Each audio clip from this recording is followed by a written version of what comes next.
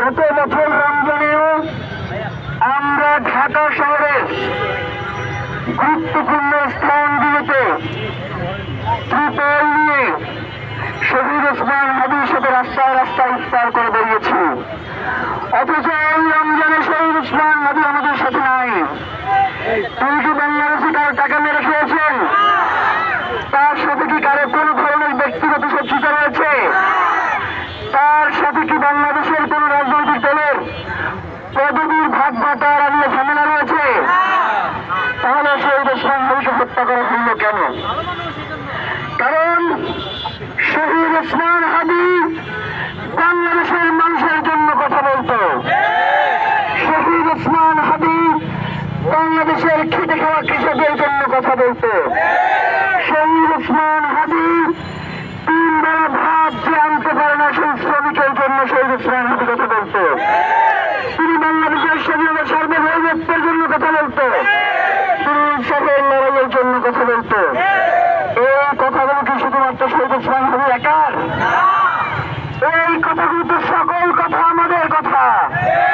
তাহলে শহীদ ওসমান হাদিকে কেন হত্যা করা হলো? কারণ যখন আমরা ভয় পেয়ে এই শাসকদের সামনে কথা বলতে ভয় পেয়েছি, তখন শহীদ ওসমান হাদি তার চোখে চোখ রেখে কথা বলেছে। এই জন্য শহীদ ওসমান হাদি হত্যা করা হয়েছে। প্রিয় ভাইয়েরা, আপনাদেরকে স্পষ্ট করে বলি, শহীদ ওসমান হাদির হত্যাকাণ্ডের সময়সীম আজকে 80 দিন পেরিয়ে গেছে। নতুন সরকার আসবে বলে বলে, নির্বাচন বলে বলে আমাদের আন্দোলনকে থামিয়ে দেওয়া হয়েছে না? নির্বাচন হয়েছে না? সরকার গঠন হয়েছে না? তাহলে এখন পর্যন্ত সরকারের পক্ষ থেকে শহীদ ওসমান হাদি হত্যার ব্যাপারে কোনো কথা নাই কেন? তারা কেন এখনো বলছে না যে শহীদ ওসমান হাদি হত্যার ব্যাপারে আমরা নিশ্চিত করবো? ভাইয়েরা, ফয়সাল করিম মাসুদ যিনি শহীদ ওসমান হাদিকে গুলি করেছে, আমরা জানতে পেরেছি তিনি নাকি ভারতে গ্রেফতার হয়েছেন। ভারতে তো হাসিনাও আছে। ভারতে তো হাসিনাও আছে। দেশে আনতে না পারলে ভারতে গ্রেফতার হলে কোনো লাভ নাই। ফয়সাল করিম মাসুদ সহ এই খুনের পিছনে যারা রয়েছে এদের 14 গোষ্ঠীর বিচারের মুখোমুখি করতে হবে। এই রমজানে ইফতারের পরে আমরা এখানে এসে দাঁড়াইছি। এইটা বর্তমানে যারা ক্ষমতায় আছেন আপনাদের জন্য একটা ট্রায়াল দিয়ে গেলাম যে শহীদ ওসমান হাদির হত্যার বিচারটা নিশ্চিত করেন। শুনছি 11 তারিখ থেকে সিআইডির মাধ্যমে আদালতে চার্জশিট দাখিল করবার কথা রয়েছে। গতবারের মতো যদি এইবারেও আদালতের যে নথি সাবমিট হবে চার্জশিট, সেইখানে যদি হত্যাকাণ্ডের পিছনে যারা রয়েছে তাদেরকে ধামাচাপা দেওয়ার চেষ্টা করা হয়, আমরা আদালতের সামনেই বসে যাব। তখন যদি কেউ আদালত অবমাননা করবার প্রসঙ্গ নিয়ে আমাদের সামনে আসেন, আমাদের ভাই বোনেরা যদি বলে প্রতিহত করবার চেষ্টা করে, তখন যদি মদ বলবার চেষ্টা করেন মদ পারে বলে সেইটা দেখা দেবে। প্রিয় ভাইয়েরা, শহীদ ওসমান হাদি তার জীবদ্দশায় 200 অধিক প্রদান করেছে। জীবনের সাংবাদিক ভাই যারা রয়েছে কেউ বলতে পারবে না যে আমাদের একটা মিছিল ডান থেকে কোনোদিন বাম দিকে গেছে। আর অথচ যখন সংবাদপত্র দেখি কোন জায়গায় ঝামেলা হয়নি, ওইটার সাথে তাদের একটি ইনকিলাব মঞ্চের নামটা যুক্ত করে দিতে মন চায়। তাই আপনাদেরকে স্পষ্ট করে বলি, যে মিডিয়া হাউসগুলো এই ধরনের জায়গানি করবেন, মানে আপনারা এই যে একমাত্র জায়গানি জানেন এই ব্যাপারটা মনে করলেন না, একদম মিডিয়া হাউসের সামনে যাবে এসে থাকবে। ইনকিলাব মঞ্চ গতকালকে এইখান থেকে একটা মিছিল নিয়ে এরপরে জাদুঘরের সামনে গিয়ে মিছিল শেষ করে বাসায় চলে গেছে। রাতে গিয়ে দেখি আমরা নাকি গাড়ির উপর হামলা করছি। মানে এই ভাগ্যগুলো তো এই মিডিয়ার মাধ্যমে করা হয়। সবার কথা বলতেছি না, যাদের কথা বলতেছি আপনারা সতর্ক হবেন। এরপরে আবার একটা প্রকাশ করেন যে মিডিয়াকে প্রকাশ্যে হুমকি দিলেন ইনকিলাব মঞ্চের আব্দুল্লাহ যাবেন, এতে লিখে দিন।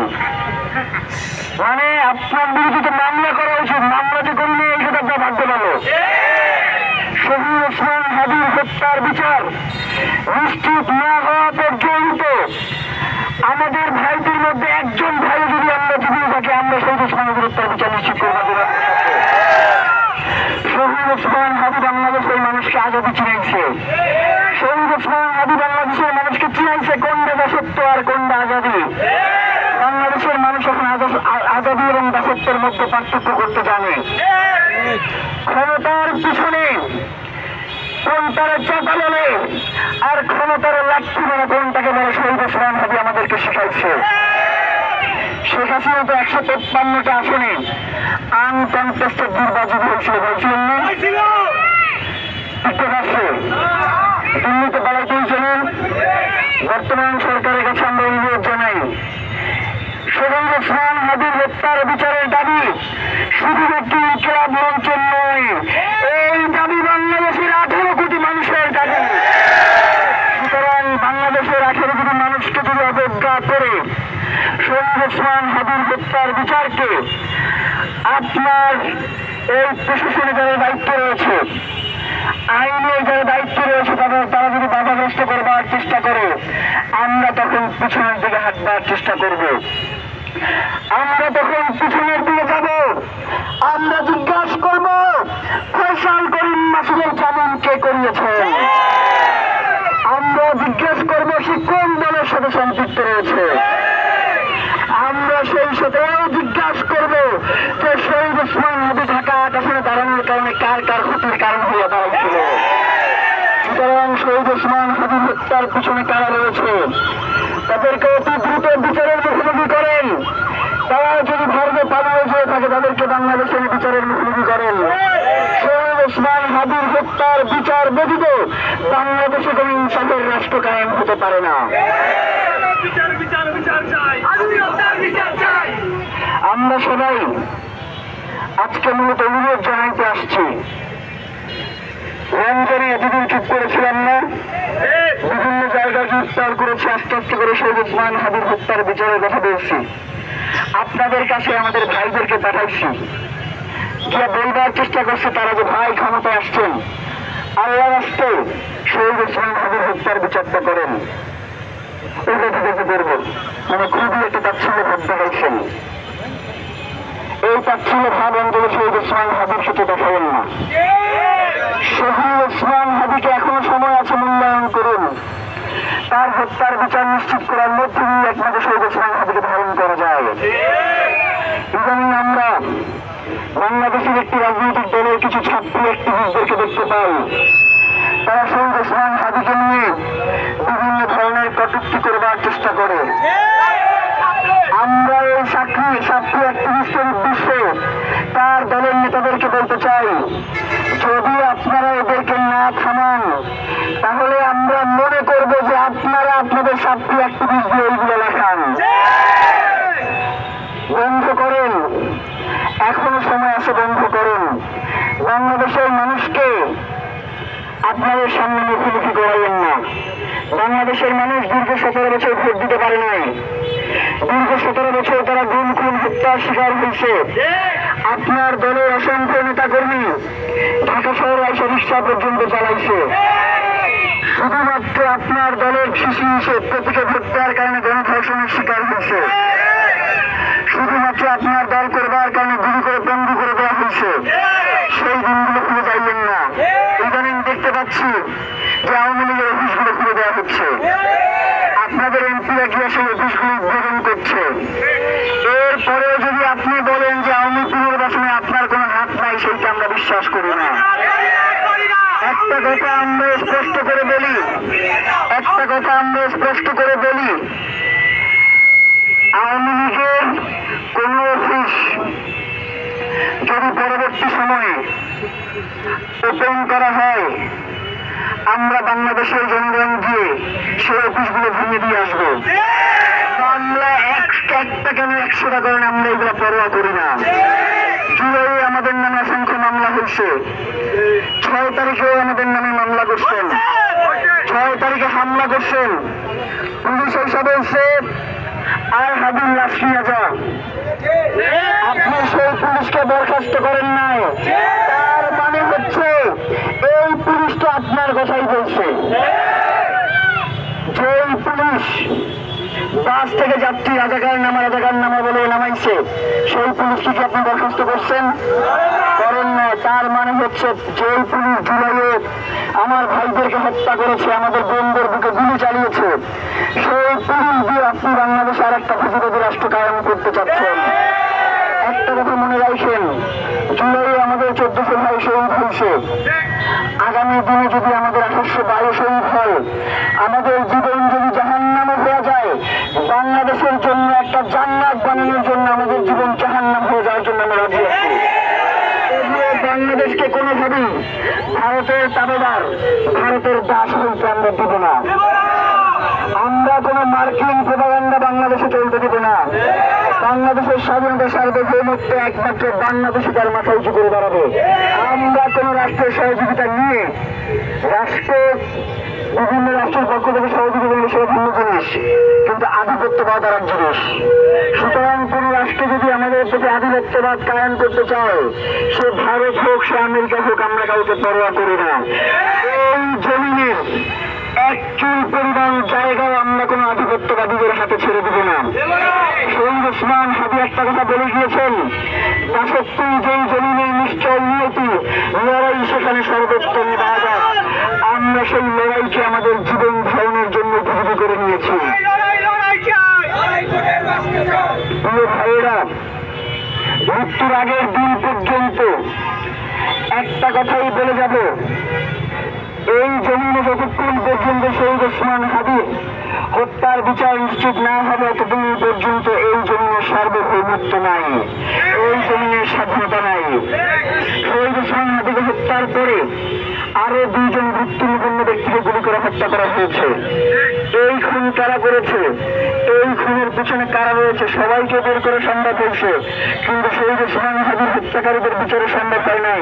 এইটা আমরা মানি না। অবশ্যই যারা শহীদ ওসমান হাদিকে হত্যা করেছে তারা এখন প্রশাসনের বিভিন্ন পর্যায়ে রয়েছে, তারা এখন সিভিল মিলিটারি ইন্টেলিজেন্সের ক্ষমতায় রয়েছে, তারা শহীদ ওসমান হাদির হত্যার বিচারকে বাধাগ্রস্ত করবার চেষ্টা করছে। হয় আমাদেরকে মেরে ফেলেন, নয়তো শহীদ ওসমান হাদির হত্যার বিচার করেন। আমরা বেঁচে থাকলে আপনাদেরকে শহীদ ওসমান হাদির হত্যার বিচার নিশ্চিত করতে পারতে হবে। অপশন 2টা আপনাদের এখন পছন্দ, আপনারা কোন অপশন বেছে নেবেন? প্রিয় ভাইয়েরা, এখানে অনেকেই আছেন, আপনাদেরকে একটা আছে অনুরোধ করে যাই, বিভিন্ন সময়ে আমাদের আশেপাশে আমরা বিভিন্ন ধরনের অপরিচিত লোকজন, যাদেরকে দেখলেই মনে হয় যে কোনো একটা উদ্দেশ্য নিয়ে এসেছে। আপনাদেরকে একটা কথা বলি, পৃথিবী থেকে চলে যাওয়া আল্লাহর কাছে হাজিরা দিতে আমাদের কোনো সমস্যা নাই। আল্লাহ যদি আমাদের জীবনের শাহাদাত লিখে থাকে, সেই শাহাদাতের পাওয়ান্না আমাদের ভিতরে আছে। কিন্তু আপনাদের কাছে একটা রিকোয়েস্ট আছে, আমরা যদি কেউ আল্লাহর কাছে চলেও যাই, শহীদ ওসমান হাদির হত্যার বিচারের দাবি থেকে আপনারা এক চলে মরবেন না ইনশাআল্লাহ। শহীদ ওসমান হাদি কোনদিন তার নিজের সন্তানের জন্য একবারের জন্য বলে নাই যে আমার এই সন্তানকে বাংলাদেশের জন্য, বাংলাদেশের আজাদির জন্য ওকে দরকার নাই, ওকে আমি ঘরে বসে রাখতে বলছে। সে তার স্ত্রীকে ওসিয়ত করে গেছে বাংলাদেশের জন্য, যাতে তার সন্তানকে আস্তে আস্তে করে গড়ে তোলা হয়। আমরা শহীদ ওসমান হাদির ভাই, আপনারা শহীদ ওসমান হাদির ভাই বোন, আপনারা জীবিত থাকতে যাতে শহীদ ওসমান হাদি কেসকে এই রাষ্ট্র কোনোদিন মিস্ট্রিয়াস কেস বানাতে না পারে, সেই দায়িত্ব আপনাদের আমাদের সকলের। ইনশাআল্লাহ চার্জশিট দাখিলের পরে আমরা আদালত থেকেই প্রেস ব্রিফ করে আপনাদেরকে জানাবো যে চার্জশিটে তারা কি লিখছে। হয়তো 2 দিন সময় লাগবে পুরো চার্জশিট পড়তে। 2 দিন পরে যদি আপনাদেরকে ডাক দেয় যে আপনারা শহীদ ওসমান হাদির হত্যার বিচারের দাবিতে রাজপথে নেমে আসুন, আপনারা পারবেন না আসতে ভাই? ইনশাআল্লাহ বাংলার এই জমিনকে সকল ধরনের আধিপত্যবাদ মুক্ত না করা পর্যন্ত, বাংলাদেশকে একটি ইনসাফের রাষ্ট্র কায়েম না করা পর্যন্ত, বাংলাদেশের সীমান্ত সুরক্ষিত না করা পর্যন্ত, বাংলাদেশের রাষ্ট্র ব্যবস্থায় সৎ এবং যোগ্য লোকদেরকে বসে না পর্যন্ত আমাদের এই লড়াই চলছে, আমাদের এই লড়াই চলবে ইনশাআল্লাহ। সবাই জিন্দাবাদ। সবাই অনেক কষ্ট করেছে।